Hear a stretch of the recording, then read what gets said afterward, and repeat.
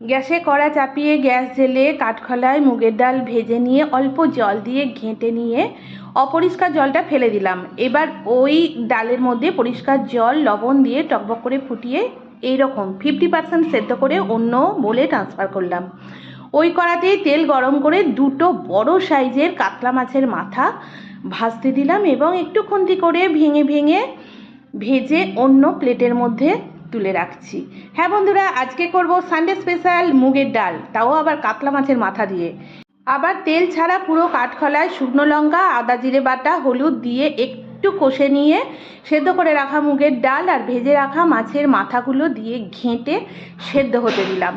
দুটো কাঁচা লঙ্কা চেরা দিয়ে ফিনিশ করলাম। ব্যাস, রান্না কমপ্লিট। Gas off. মাথায় রেখেছিলাম তেল অল্প খাবো, শুধু মাছের মাথাটা ভাজার জন্য যা তেল লেগেছে সেইটাই, বাকিটা টোটালটাই অয়েল ফ্রি।